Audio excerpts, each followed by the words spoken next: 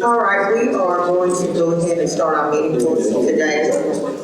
So I'd like to call to order our meeting for January 13th, and I would ask Ms. Tiffany to do our roll call, please. Yes.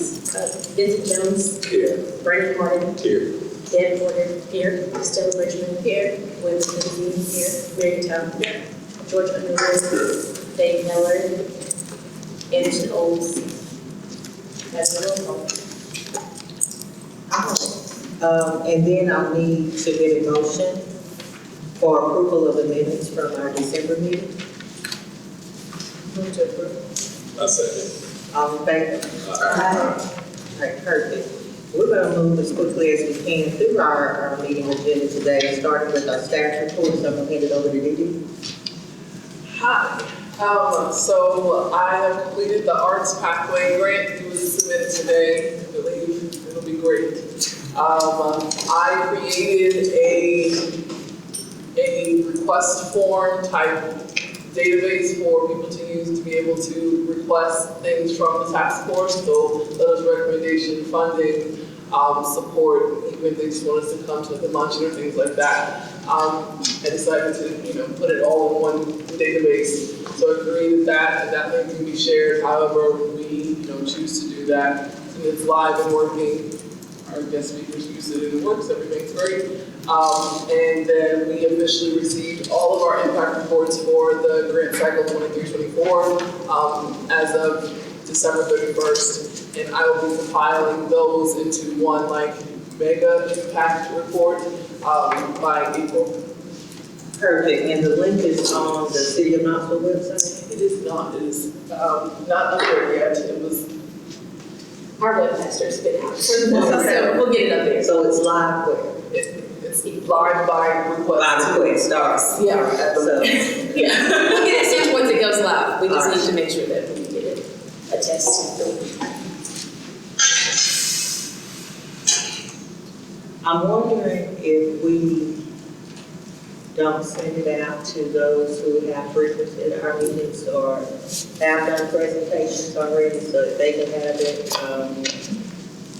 possibly those who apply for grants. We can talk about it, but there's probably a group of people that we can go ahead and send the link to. Okay. We'll move to our committee reports, or let me stop. Are there any questions for Dee? Y'all good? All right, we'll move to our committee report, starting with executive and community engagement. And so we really met to nail down a draft or a template for our meeting coming up on January 23rd. Some of the pieces that would be good to present to those willing to serve on our subcommittee, and really wanting to get people familiar with the work we do and how they can best contribute. So you probably might have a drafted agenda here. And just want to take a moment to see if you want to turn to the last page of your packet.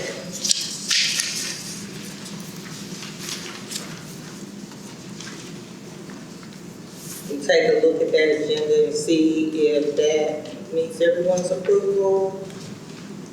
If there are any pieces that we may have failed to include. We want a kind of a limited time since we're including lunch, but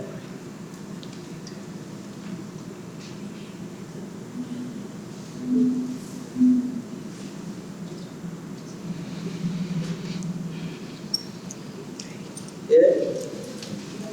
All right, perfect, thank you. Y'all are okay with the report that was from. Don't have follow-up here. Make sure they were good. I can see Pastor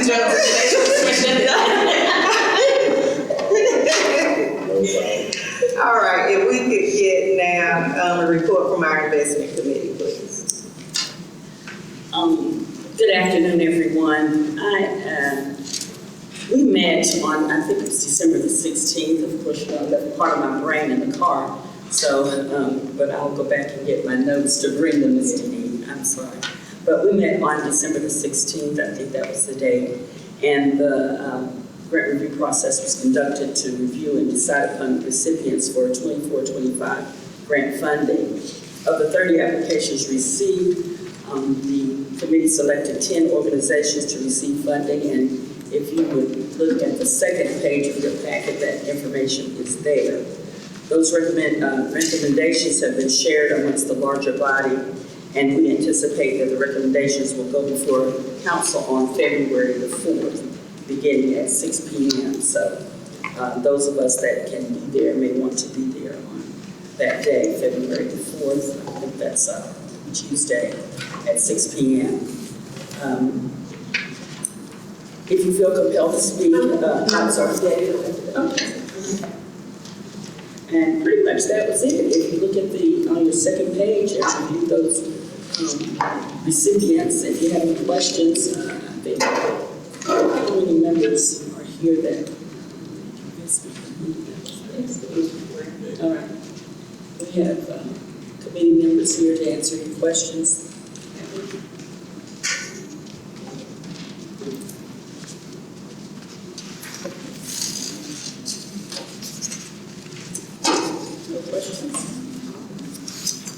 But I do want to take a moment to thank you all for the work that you've done. I know that it is quite the process when you have to narrow applications down and we're trying to spread our funding across the community to different organizations. I want to appreciate your work because I know you were the one that kind of received the questions and a little bit of the anxiety that came along with the process. So I wanted to thank everyone for their work. In the future, I spoke with Tiffany. One of the things we want to do to help organizations is actually provide them with the rubric up front as part of their application, so they can actually see the criteria and what we're using to assess their grant application. But other than that, I'm delighted that you all were able to select some worthy organizations. And I also want to add, just because an organization did not get selected for the grant does not exempt them from requesting sponsorships.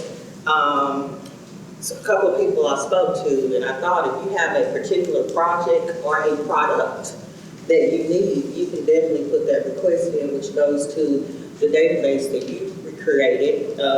If they want to present and we have questions, we'll do that. Other than that, we will forward those requests to the investment committee so we can use some of our funds for those smaller things, whether it's computers or a field trip or a piece of equipment to further enhance the work that they're doing. So I just wanted to inform you all of that so you can share it. If people ask, when's the next grant opportunity, or if they question the selection, all of this is transparent and available by city protocol, but I did want to kind of put that out there for you all. Any questions? Okay, perfect. We have guest speakers today, and so I would like to welcome them. Each guest has about 10 minutes to address the task force, and you'll have to help me if I mispronounce your name, but Alexis, is it Alsa? Alexis also, yeah. Okay, perfect, and I need my glasses. Famika Elliott. Okay, from Knoxville Black Maternal Health. So if you would like to address the task force, we welcome you. You can. Is there anywhere specific we need to stay? Yeah, you can come here. Okay. And then if you would also state your address and zip code.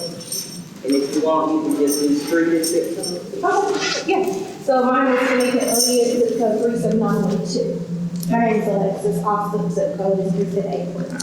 So, good evening. Thank you for the invitation. Special thank you to Dee and Tiffany for the invitation as well. So we are here on behalf of Knoxville Black Maternal Health Initiative and Conference. Black Maternal Health Week, if you do not know, is simply the second week of April. This is our third year hosting a conference, and so we wanted to let the task force know what our work consists of, talking about current day and the past things that we have done. And then we've also provided you all with a proposal that sits in front of you. This proposal that you found digitally located on our new website, and also we can email it if you all are able to access. This year, the conference is April 13th. It's one day. Last year we did 2 days with an attendance of a little bit over 200 people. This conference this year is centered around Black families, also innovation, strategy, and collaboration. So over the past 2 years, we have been educating community members on the awareness of Black maternal health. I'm not sure if you're aware, but nationally, Black women are unfortunately more likely to suffer tragedy compared to our white counterparts. And so the first year was really heavy on bringing awareness to the issue. Second year, as in last year, we were talking about ways that we can solve the issue creatively. Whether you're a birth worker, whether you're in the medical field, whether you're a community member, activist, policyholder, leader. So pretty much this upcoming year, we do strive to, bring awareness, education, and advocacy. So this past year, we had some training where every year we actually hold it here. Because if you may know, this year we at the same location, and we actually utilize the classrooms of habit tracks and informative education where people came in and presented different types of topics. And our tracks was covering like the village. We had one for policy lawmakers. We had one for like business. We had one for having, the dads come apart. We actually have a black dude who traveled up from Alabama, and kind of gave that awareness for fathers. And we also have mental health professionals here who actually did some workshops and some bias, and we also had Central as well in the building who came as well. So we have different varieties for workshops during the conference, but this year will be pretty much kind of the same, but we really want to focus on bringing more of like the men into the space. We don't want it to, be like, oh, it's just about maternal. Yes, that's a focal point, but we also want it to be more family dynamic. So we actually had a spark chat last year, some guys who attended and really, sparked a lot of interest of how can we get, males in the space, young teens, how can we talk about things and create a safe space for them. So that is our goal for this upcoming year for the third annual, which will have a fatherhood track this upcoming year. Yes, and not to try to stop Brandon, you were there. And we've also worked with Ms. Bridgman as well to secure the space. And so this fatherhood track is very unique because although this is in around Black mental health, we realized that there wasn't a space that was created for men in a safe space to talk about how to hold space for one another, camaraderie, but also how to hold space with women, either partners or sisters, whoever their burden people. And so this fatherhood track is not only for fathers, it's for aspiring fathers, it's for male mentors, male serving organizations, those that serve male youth serving organizations, and any young man that wants to be a part and just build solidarity with women and men. And so we'll have, as you'll funnel through, you'll see where the speakers that we have identified, most of our speakers do come from out of town. That way we can offer diversity, but also a higher level of expertise. The first year we did have more community-based practitioners come to the space as speakers. And due to our traveling, our conferences, the people that we meet, and our network outside of Knoxville, we feel like this is a very free reason to hear from freshman faces in pieces. And so this year we also have here the steering committee. And so Damon Ross also sits on our steering committee, and he is curating the fatherhood track, as well as he sat on the panel. So the event objectives, we have several objectives, but we've narrowed down to awareness and education, advocacy, and application. There's a slew of different activities that we have included over the course of these 2 years. And so it's not just a conference. You'll get wellness pods this year. We're really big into health and wellness holistically, and so a lot of our vendors fit the family dynamic very well. We have giveaways. Every year we do a diaper distribution with Moms Helping Mamas, and we're one of our community partners. So we not only give away diapers, we give away anything that a family would need to save themselves. Artivism, last year we had a Black Art Maternal Health Gallery. That was really nice, and we brought one of our friends from Baltimore, Lorraine. She's a birth worker, but she also does her part as a form of activism and birth justice. We have support groups, so we have licensed therapists that come in from Nashville that sat with our mothers that wanted to do a postpartum support group, and then we have hands-on learning and training. So we're partnered with the American Heart Association, where they come in every year to do first aid, CPR, AED training. We have scar tissue massage demos. We have sound healing, and we take intentional breaks throughout the conference where it doesn't feel like school, so that you're constantly learning. Over the past 2 years, conference has been free for community. However, a lot of our birth justice friends outside of our Knoxville network told us that, hey, somebody should be paying something, like tickets or something. And so this year, there is ticketed registration. However, we kept it on a tiered level so that everybody can have access. So we have a community level, we have a professional level, and a student level, right? And so with every ticket comes a t-shirt, you get a meal, and then you get the full conference experience. Let's see, you'll see our impact report from 2023. So we were at 75 attendees, and then we basically almost tripled that. This year, we're projected to double that. Our sponsors are always listed, most of these have been returning sponsors as well. And then for our guest speakers, you can see over time how we've added more depth to our guest speakers. So last 2023, like we said, we started out locally. So Jeanette Tomei, she's a MD and OBGYN here locally, and she is always in the community with us. And so she was speaking. We had Dr. Midwife, we had a Black male doula that came, we had policyholders that we made policy with last year, Senator Massey and Senator Linda Lamar. They submitted videos. And so, yeah, so we have our sponsorship tiers. We have our access tier, which is $5,000, our justice tier, which is $2,000, our advocacy tier, which is $1,000, birthright tier at $500.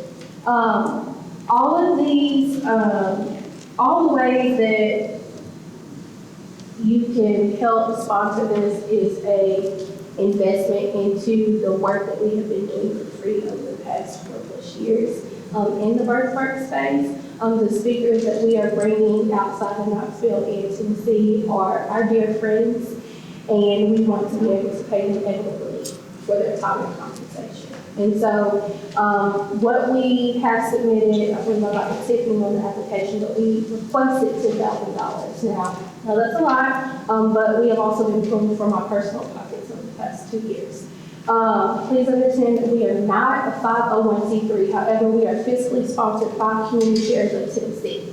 So they hold our funding. We don't take or pay ourselves with any of that funding. We are birth workers, two birth workers, and community advocates coming together to build this conference. And so sponsorships and donations always run through Community Shares, and that is our partnership with them so that we can keep the integrity of the conference together. So I'll take a brief pause because it was a lot to discuss, but we will take questions if there are any. So as I attended the conference last year, it was beautiful. I commend you on the work you're doing, on the resources that you see you guys are providing for the maternal experience as a whole, because it was a diverse group, Black, white, Mexican, it was all of men, women. Dr. Phillips' workshop, I had a really good time there. So, right. So I applaud you for the effort and hope to help out as it continues to go. So my question is, first of all, I saw you had a very successful year in 2024. If I understood you correctly, you went for 2 days and had 200 people. Yeah. So why would you reduce it to 1 day if you had that much success in 2 days? Yes. So first off, every year there's a community baby shower hosted by Tom Roberts. She is another Black birth worker here. And so that is typically held on the Saturday of Black Maternal Health Week.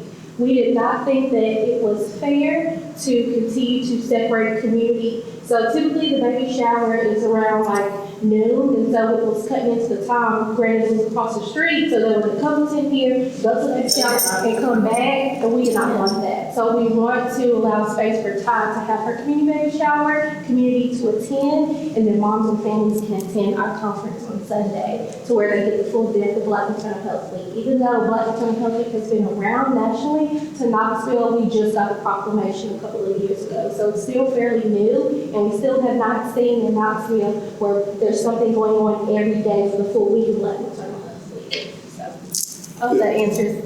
It did, but then I have a second question, because if I understood you also, you said that you anticipate doubling what you did in 2024, is that right? So doubling the attendance from this past year, so doubling that. So in 2023, we had about 75 attendees. Last year, around 200, and doubling that, so 400. Even with that 1 day? Yep.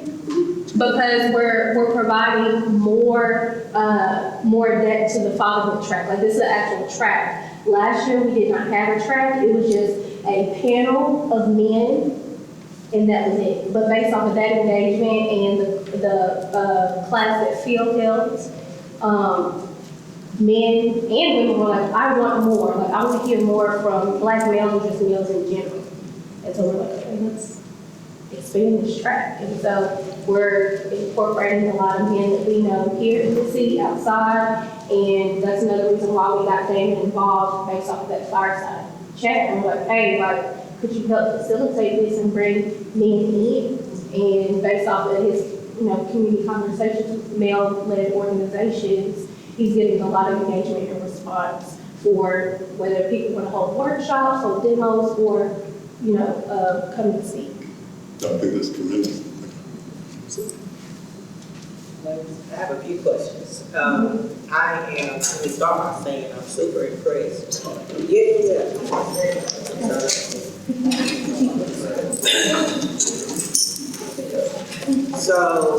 have you applied or do you plan on applying for your 501c3? Not at this time. So it's working smoothly too? Yes. That's one question. Do you have other events or work that you could describe outside of the conference, like between conference times? Mm-hmm. What do you do? Yeah. So we are very I mean, the conference is enough, really. Yeah. I'm just curious. So I have my own practice. I'm the founder of the Lotus Program Experience. So I am a wound health coach. I'm also a full spectrum doula, but my emphasis is on postpartum care. So women after birth, which is why we work so well. So she has a pregnancy client, sends them to me, and we focus on postpartum care and healing by way of food, ancestral tradition, and practice, right? But then also there's women that come to the space that, may want to just learn how to eat better, have a better connection with the reproductive system. That's what I do. I'm also a death doula. There's not a lot of death doulas in the city. It's birth, postpartum, that's it. And so we bring our background and expertise together to provide a plethora of resources for our community at large. I'm also a urban farmer and gardener. I'm the founder of Urban East Knoxville Collective, and so we have free garden education hands-on that we provide community members here in East Knoxville free of charge. And we are on our fourth cohort, so we have about 40 families that we have been serving over the past 3 years. And so we do that by way of education, hands-on learning, training the other land stewards to connect back to land and self-sufficient through their food ways of health. And so it's a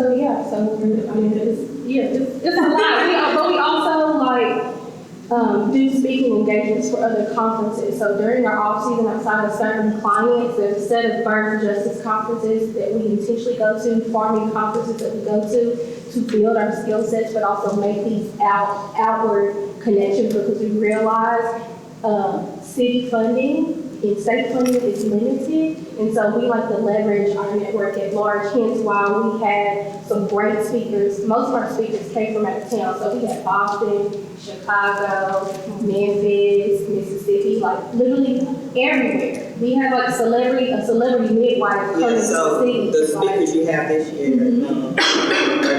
the speakers in here for this year, correct? On the back, so like this is Dr. A, she leads Tufts University, and she gets a lot of speaking engagements to learn about the culture of birth justice. And then I'm a vet. I'm founder of Power Doula Services. So I'm a well-known birth doula who support families, during pregnancy, birth, and postpartum. I'm just now, spit about. But anyways, I pretty much do that full time. I'm a birth doula. I'm also a student midwife, so I'm actually pursuing to get my license as a midwife, and I'll be one of the first African American Black women who will be midwife serving outside of the hospital setting as a CPM. I've also started my campaign when we launched this website for that, to get some support in the community and really break down the importance of Black midwifery and the history of it. As well, we are maternal health advocates, so we actually pushed a bill last year, legislation, a maternal health bill that actually passed last year, and so that was really good, and really kind of brought that into the space of the conference and talked about that bill specifically, which we have support with Senator Lamar. And that bill was also co-created with the community. So it wasn't a bill where we were like, okay, this is what we want, or we're going to guess what the community wants, and then we're going to go to it. make legislation. Like, no, like, we pay for our lobbying thing, everything, learn the ins and outs of the system and state capital, and we ask community, what do y'all want to see? Like, moms, families, what do y'all want? And they told us, we hit up our policy analyst out of Chattanooga, and it was laid out, we took it up to the Capitol, and Senator Lamar said, I only made one edit. Are y'all ready to, like, push this legal today? Like, the day that legislation opened last week, and we got it pushed all the way up there. It's ready to So, let me clarify too, the reason I'm asking questions, not to defend what you're doing, because it is obvious, it is well thought out, and my mind is just whirling. I'm so proud of you two ladies, but it's really to think about how we can leverage our networks and connections to support what you're doing. Absolutely. If you can send us, what we will do is turn your proposal over to our investment committee to see in what level that we can offer sponsorship. If you could send us an agenda for the day. My other question, the list of sponsors that you already have, was it money and gifts in kind? Yes. Okay. Most of them were in kind, especially for the first year. Last year, we had about 250. All right, so we could probably help with some funding, but if you will also send us a list of the types of gift in kind things that would be helpful, we might also be able to use our networks for that.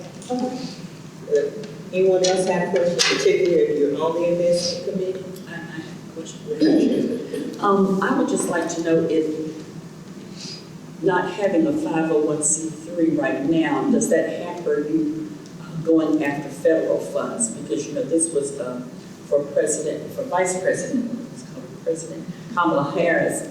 She has an initiative in terms of maternal health, and I didn't know if that would hamper you all from going. Your fiscal agent? No, ma'am, it doesn't. Our fiscal agent is able to handle whatever. Like, she is, well, not she currently, that's her role, but community sheriffs as a whole collectively has been fiscally sponsored or like over 400 organizations. That's what they do, right? Yeah, and she also, she's the community sheriff is actually a fiscal sponsor for the Lotus Program Experience, which is my maternal health reproductive justice initiative, and then also Bring It East Knoxville. So we have I personally had a relationship with Ms. Shelley Watson for about 3 years now, and based how the fiscal sponsorship model, when we found out about that this is the thing that you can do, and you don't have to conform to a 501c3, and it worked well. I was like, okay, no, if it ain't broke, don't fix it. Like, let's work. We have gone for federal funds, not to what ourselves, but by other organizations, and it worked very well. Same thing with United Way. We have partnership with United Way. They've done the same thing. They understand it. Most funders outside of Knoxville and Tennessee, personally, based on my experience, as long as there's a conduit that has integrity, that can hold the money and give them to that tax write-off, IRS reporting, and show that you're using the money for what you said, like, we've never had any pushback or any issues. Now, the issue was year one, we did it. And so it was everything self-funded, pulling the community together, hey girl, can you come up with some t-shirts, like, and it just happened to work, and we pulled it off with just the two of us. But as we travel, with a network, learning about how these different business models and things go, we were like, okay, like this is something that let's try it, and it works. So we don't see the need to come together officially as a 501c3 based off of, we just initially started this as a kindness of our heart, being two Black birth workers of the community and hearing the needs of our mothers and our families. And nobody else was doing it, so we were just like, okay, let's just do it. I don't care if we got $10, I'm at work, and we did it. So thank you to Ms. Bridgman, that, allowed us to use space and kind, which helps a lot as well. So we always kept here because the work that we do between all of Greater Knoxville, a lot of our work is here in North Knoxville, but this is a nice central location. This year, we will probably outgrow it. Last year was kind of stuffy. But it's just been nice to have this ADA accessible and just accessible period, the ins and outs, parking. It's been a really great experience with this. So you connected with us through Didi, correct? who's on that? Yes. Yes. Okay. So you'll send her the agenda and the Okay. business time support we need, and then your proposal, does everyone in the investment committee have a copy? You need a copy? So it's actually on the website. Okay, oh, okay. Yeah. When you send it to me, just put the link in there and I'll make sure I put it, Which one, sorry? She said when you send it, just add it into the It's proposal. this link, Oh, it's up here, right? make sure, yeah. We can add it on there. Everything is in one when I send it out. Would y'all like to see the recap overview, if y'all have a few minutes?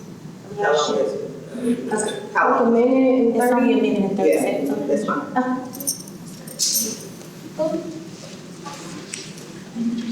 Make sure you're very done. But it's on the same page, so I can do that one.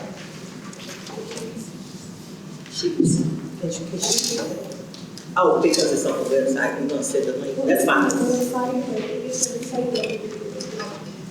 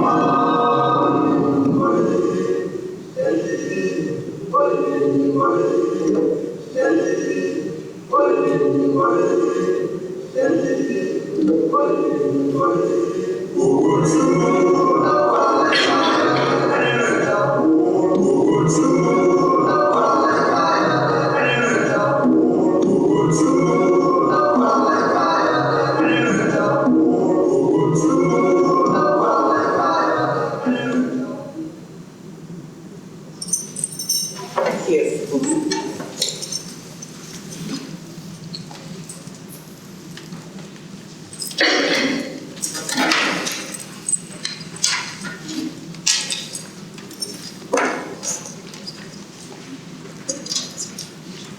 We are going to move into the portion of our meeting where we share announcements and upcoming business.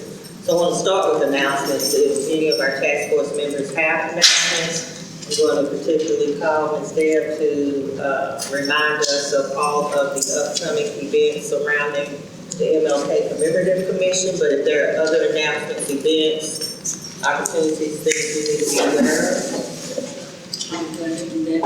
I'm passing out some holiday postcards that went out much earlier, but it has all the events scheduled for them this week.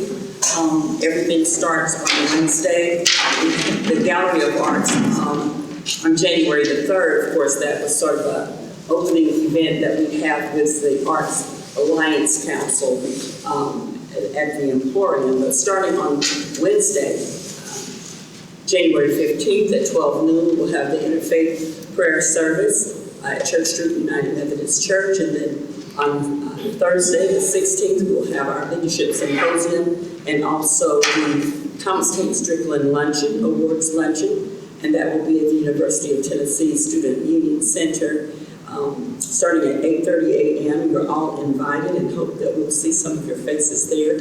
And then the luncheon is a sold-out event. That's about the only event that we actually charge for, but we will have that on Thursday at 12 noon at the center as well as at the University Center as well. That is Dr. Nzinga Shaw will be the speaker. And then Friday is our community conversation at the Bay Cultural Center, 7 o'clock. Oriba is the host for that, and we'll have a panel discussion on Friday. Saturday is the Youth Symposium. We request that you bring your children, your nieces, nephews, grandchildren, anyone, and even you can come because we have an adult area as well as for the youth, but we concentrate on our youth for the youth symposium that is at Austin East at starting at 9 o'clock on Saturday, and then Sunday is Night at the Arts at Community Evangelistic Church at 6 p.m.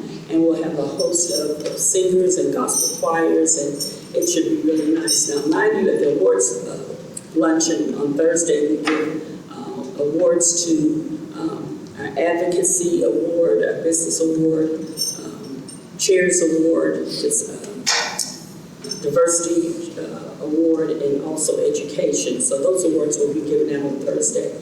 And then for the memorial service, which is Monday coming up, we'll have 3 awards on that day: Community Service, Distinguished Service, and the Grand Marshal Award. All those will be done on Monday, which will be at OBC, and at 12 noon, starting at 12 noon. Remember, we don't have the Memorial March on Monday because we celebrate Juneteenth, and the Memorial March and Juneteenth parade will be on June 19th.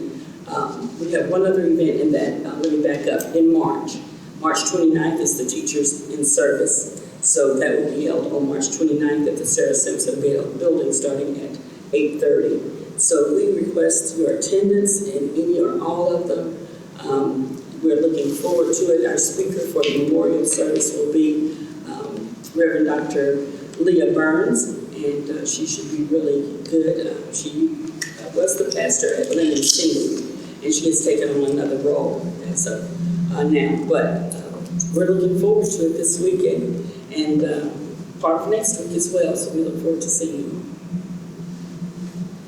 Thank you. Are there any other announcements? No question. The thing that's happening in Austin's, what is the youngest that you can be? Kindergarten. Okay, thank you. All right, so moving toward our business, one big thing that we want to kind of firm up is the meeting schedule. And we kind of have a template with some thoughts about that. I think we've all at least heard bits and pieces of it, but with consideration to time for the task force members, the work we put in on the front end, as well as the support we're getting from the city, and our establishing our subcommittees, our work groups that will be supporting our work. We thought we could spread them out a little bit so we're not too overwhelmed.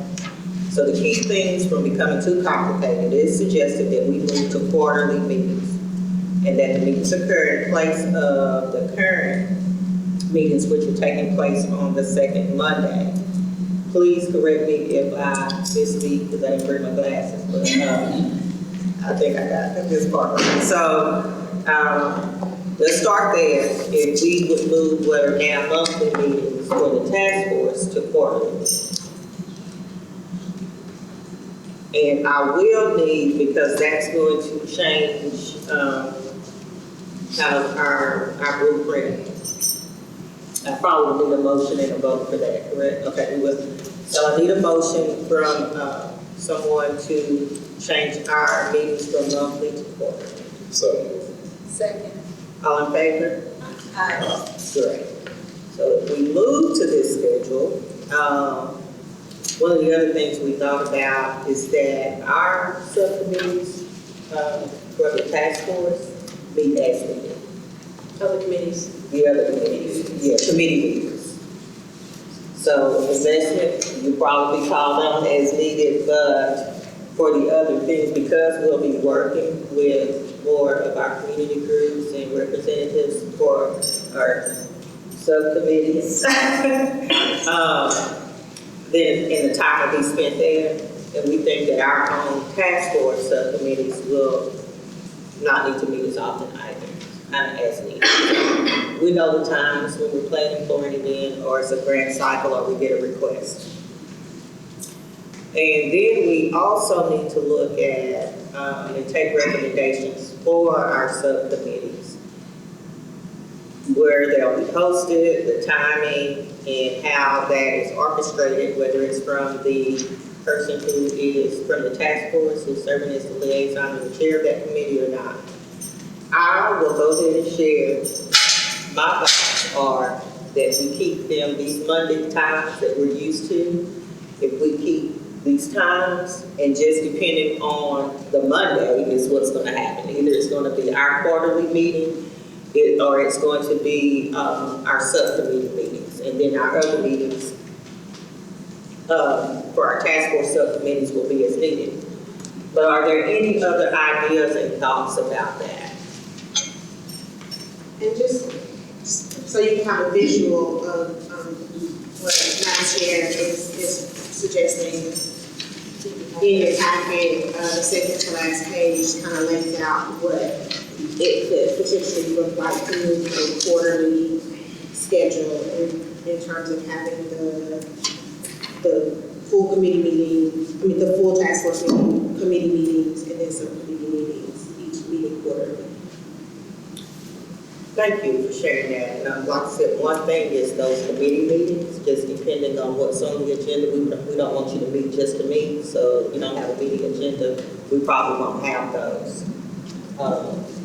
And I was gonna say for me, April, July, and October, I would not be able to attend due to I'm on the LDP board.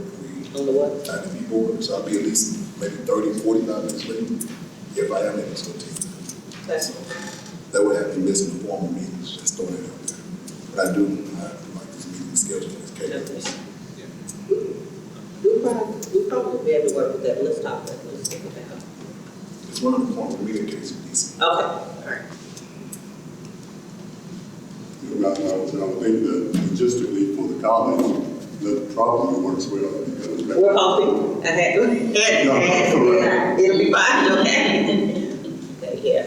And I just thought instead of each person trying to schedule meetings for their own group, if we just kept them here and could spread out to a classroom and we have a cafeteria in this meeting space, it might be helpful.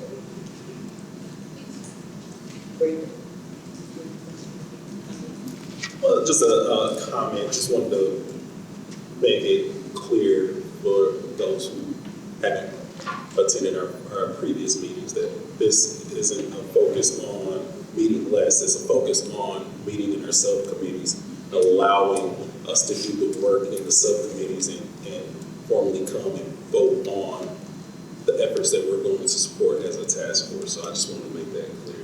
Thank you. Yeah, it's about an opportunity to capture more voices from the community. And so that has been one of the requests, and really to help with transparency also.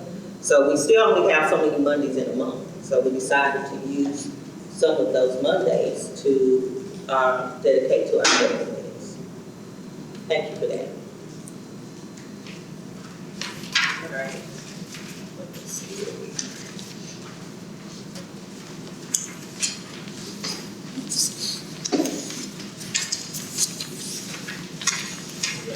Stakeholder, so our stakeholder lunch, and I hope you all have that on your calendar at the back on January 23rd. Feel free, since my birthday is on the 25th, to drop off gifts of kindness and love on that day at the luncheon. But I am really excited because we're going to be able to engage with community members and get more subject matter experts involved in our work and our priority buckets. So hopefully you'll be able to attend. There is the agenda. Also, there's a list of our task force leads for our subcommittees. And I'm not even going to ask, the list is there. I'm going to assume that we're all still in agreement of serving as leads. But if there is a conflict, or if you ever need, because life is life, sometimes, if you need someone to stand in or to cover a meeting or any of those things, just reach out to us. But we do have our leads here. We do have one that we need someone, and that's our healthcare. So we need a task force lead for that. Okay. I don't see any hands raised or anything, but, just keep that in mind. Yeah. That's another thing I'm looking for to attend, because I'm teaching, I'm not better at attending, so. You be teaching.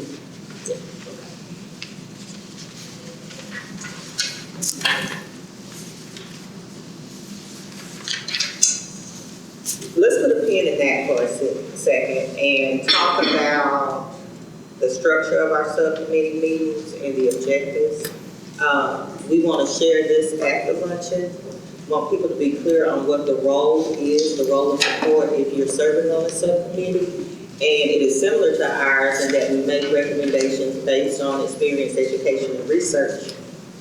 But we do suggest a template kind of for the meeting structure. So it's not just kind of like a round robin round table. We actually want to focus in on some particular issues, or if there's something currently that will help us invest in the African American community and restore equity, which is our umbrella goal, then that's what we want to focus on. So Tiffany, I'm going to ask if there are some holes or gaps in what you need from us to structure the subcommittee and have it ready for January 23rd lesson. I don't particularly think so, but I think that, there was conversations months ago about who was going to serve as leads of those subcommittees. So as long as everyone is still committed, I think that would do wonders. And then from a city of Knoxville staff, we'll just kind of get with you all individually or maybe collectively to host some type of preparation meeting so that you guys can go into your first meeting prepared and ready to have a structured conversation with those. Have we drafted a template? Okay, we'll get together, I have a couple of things in mind. Okay. It'll be a draft, of course, so everyone can add their input. But we do want to share it on the January. I really want people to be clear on how the role supports the task force, how they can contribute, what the structure's like, what the meeting expectations are, what the meetings will be like before they commit.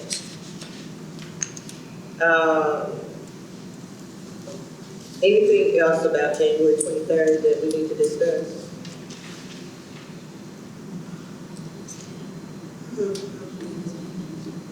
I would just encourage you all to think diligently, be prayerful, about some potentially task force lead for the healthcare committee so that we can have that solidified, ideally going into the meeting, but I would also encourage us to be honest about our capacity, and if we don't at this time have the capacity to take that on, then I think that's a conversation that we need to have. And because what I don't want is for you all to overextend yourselves, but then also when I think about our staff capacity, I want to make sure that we are diligent in allocating our resources. And so if it's something that we just don't have the capacity to do at this time, then I think it's fair for us to be honest about that. But so I would suggest that maybe over the course of the next couple of days, make sure I think about what your capacity is if someone feels so moved to step in and step up to be the lead of the healthcare subcommittee, then to let us know that, let staff know that. And if not, then we will need to think about going in a different direction.